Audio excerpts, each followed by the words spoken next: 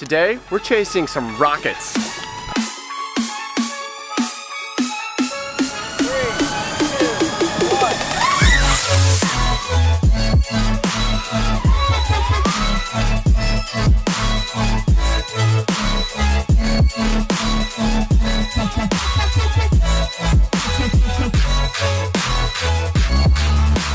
So we've been getting into crazy chase shots. FPV drones are an amazing tool for getting video clips unlike anything else. You can use these drones to get really dynamic shots where you're chasing objects as they're speeding down the road or flying through the air. We did a shoot recently where Vanover chased an arrow flying through the air. Such a great shot. It was so cool, but it took a lot of tries. It was really difficult, but the payoff was awesome. And we've been thinking, how can we top that? What's something else that flies through the air that we gotta chase? What's gonna be that next big challenge? Rockets. It's kind of like an arrow, right? And it's gonna leave a trail of smoke. Hopefully get more time in the air, right? I did rockets with my dad as a kid, so I've definitely got some experience with it.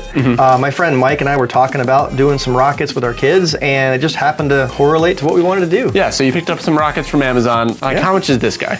These are about 15 bucks. Cheap thing that could make for a really awesome shot, but as it turns out, these little guys, kind of really tough to chase. They're a little bit too fast. I lost it. Oh, is that it? Wow, that is not gonna be easy. I didn't realize that the smaller they are, the faster they are, because this is super lightweight. A really thin tube and then some very light plastic on the bottom. This weighs next to nothing. Not only that, they're really small and really hard to keep in frame, and when you have them in frame, they just look like they're so far away. Yeah, so it's just not giving us the shots. I thought it'd be challenging to keep up with it, but it was just gone. It was pretty far off in the distance for me, but I could still kind of see the smoke trail. I just hunted down the smoke trail, right? Yeah, the smoke trail is what I found. But we were finding these little rockets really challenging to chase and just really not yielding an epic shot, right? Yeah. So we got to thinking, just need a bigger rocket, right? Let's build our own.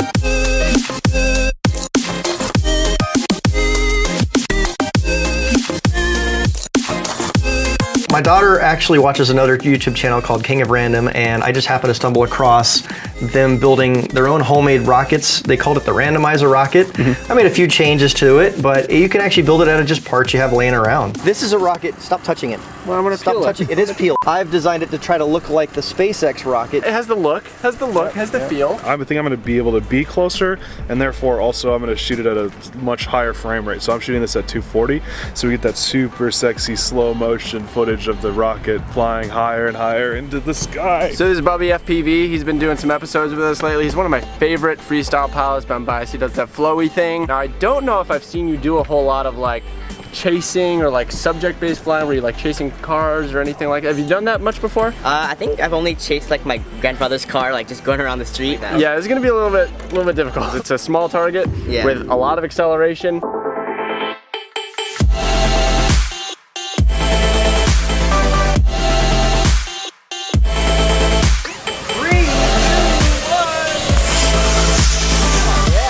Somebody tapped it.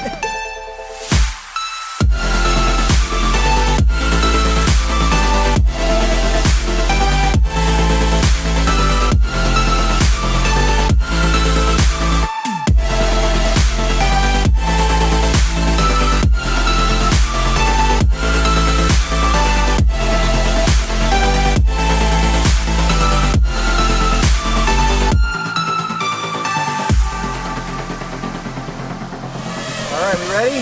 Yep. 1, 2, 3. That thing's so loud, I don't even know where the heck it went. Oh my god! Okay, I did get it. that? You did hit it. I got it. You got it. I went straight for it. I went straight for it. So this is definitely a lot easier, but it's certainly no easy feat. And when we did the arrow episode, I mean, we fired that thing over and over and over. I think I shot that thing 100 times.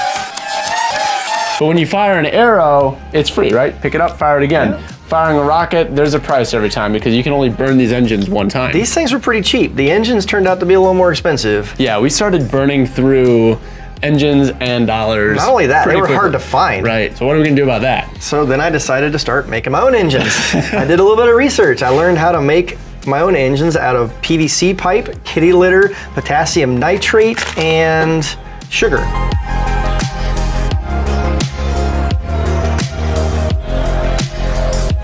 So I bought a lot of PVC so we can make a lot of engines. Shoot Does multiple the engine rockets. stay in the PVC?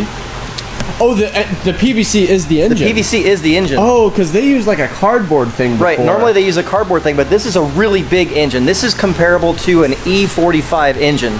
We've so far only used A and C. The bigger the letter, the more power you get. So an engine is just a hard tube that holds your propellant and then has like caps on yeah, either side. I couldn't right? believe how simple it was to make. You got some science. Yep, And then we got science some and- cooking. Cooking. And we put it in the blender. I guess that's just rocket fuel. So we've got, is this actual rocket? That's actually rocket we've fuel. just Don't shake that too hard. We've just got some rocket fuel here. All right, so you cut pieces of PVC pipe, you mix up some rocket fuel, and then you pound it in, right? So Yep. you've got your little dowel here, and then the only other thing you really need is actually kitty litter, right? What purpose Kitty does litter. that serve? The kitty litter is the plug on the top and the bottom. You hammer it in there and it makes a plug. It's Yep. going to be an inert plug, right? So Yep. that's not going to burn.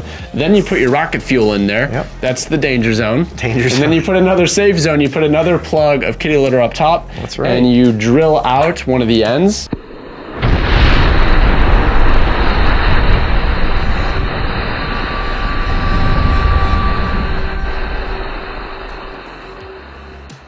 So- Turns out that drilling the hole is really important to get that right. Yeah, that was one of the things that you struggled with the most. Definitely, was yeah. Because the variances in the holes was creating all sorts of crazy different flights, Yeah. right? They were shooting off to the side. Yeah, it running was- too fast. Oh my gosh.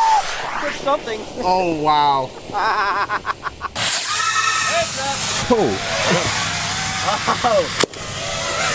Really important to drill a very straight hole with exactly the right size. Yeah, but eventually I feel like you were getting pretty good. Oh at yeah, it. they got really awesome. 3, 2, 1. Oh my gosh. That was way better. So now we're making cheap engines. We've got a big rocket or a bigger rocket.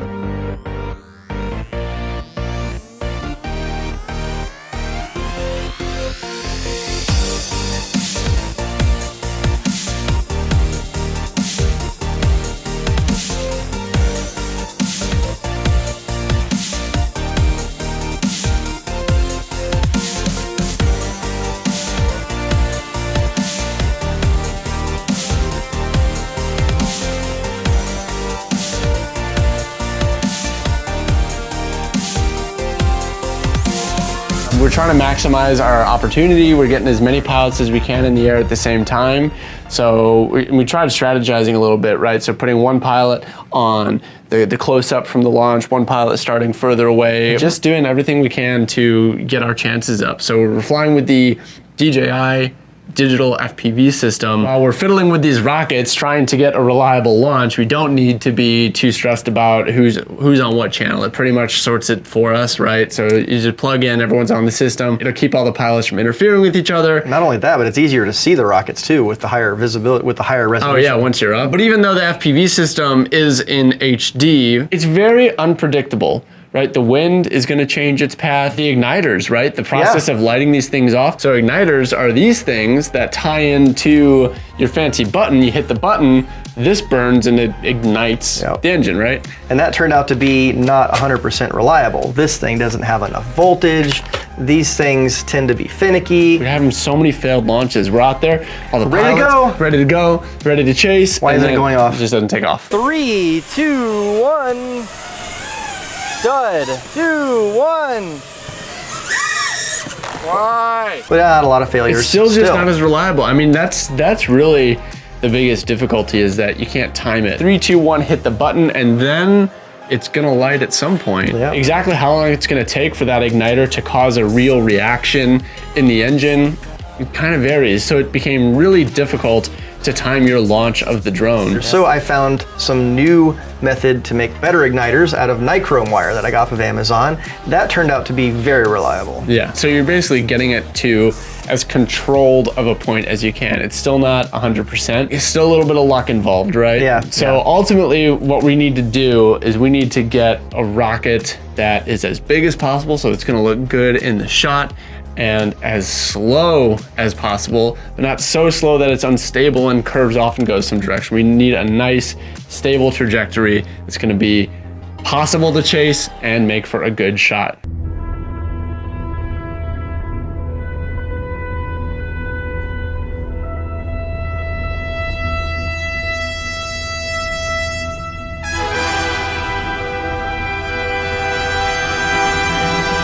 there we go.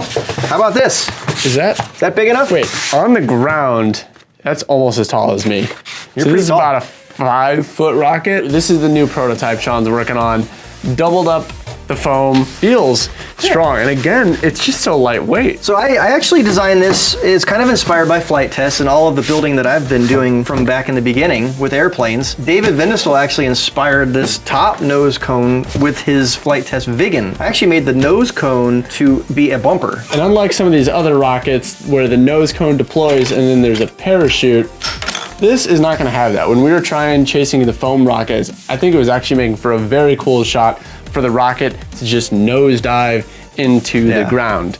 The problem is they get beat up pretty quickly, right? Pretty fast. And that nose cone gets ruined, so you think you've got a solution to that though. It can crush itself and save the rest of the body from damage. So I just tape it on there with some packing tape and I can cut it off and slap another one on there when it crashes. So when you go out to the field, we're gonna have a couple of the main bodies because you wanna have a few different attempts. Yep. And then just a bunch of these nose cones. So we're carrying a DJI Osmo Action. You can tune it with ND filters and shutter settings to make the most pleasing and cinematic image. So we're trying to use the screw-on ND filter kit so that we can tune the shutter speed to get good subject background separation, right? When you got your shutter speed tuned properly, you're gonna get that blurry background from the motion. Everything is coming together to make a really good looking shot. This is gonna be a really difficult shot to pull off. No matter how many variables we try to control, it's still gonna come down to tremendous pilot skill and a little bit of luck, right? And some good weather, definitely. Yeah. All right, we're back out here. It's pretty hot as usual, but this time we've got 4 beautiful looking rockets built, and we've got lots of rocket engines to propel them. And I'm also thinking that this recipe is gonna provide the most reliable performance we've ever had, so we should get lots of launches, lots of attempts to get the shot. We had a whole crew out here before, just trying to maximize our chances of getting the clip, and we got some really good clips, but not the clip. So we're back out here, pretty much on me and Sean to pull off this whole operation. I'm hopeful though.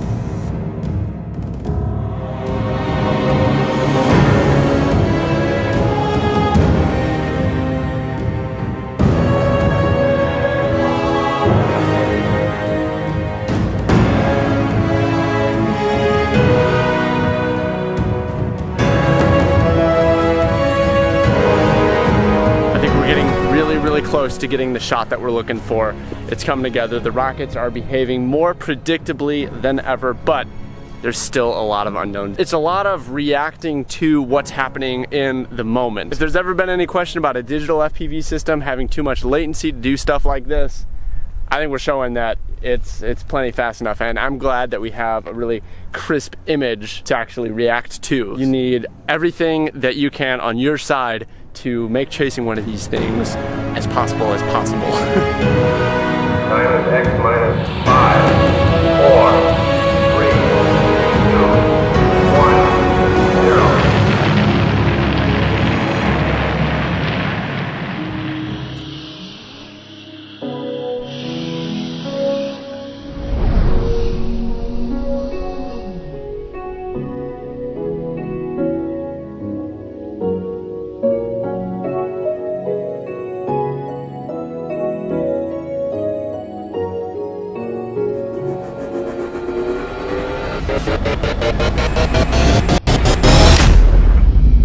I think that might have been it.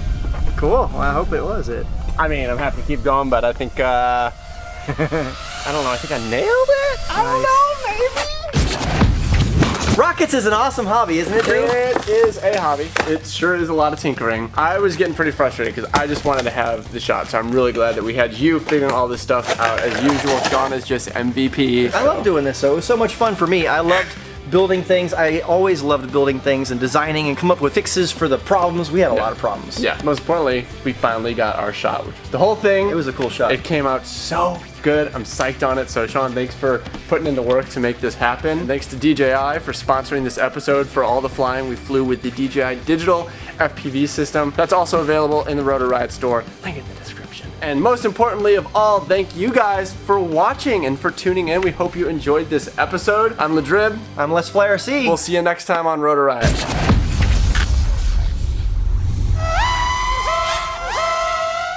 This is rocket fuel. There it is. Yeah, it goes on the blender right here. Should I drop a match in it? Yeah, just Just sit it in this pile and drop a match in it. You want me to? It'd be great. Do you think I should? No, I don't think you should. You don't think I should? No, I don't think What you if I did?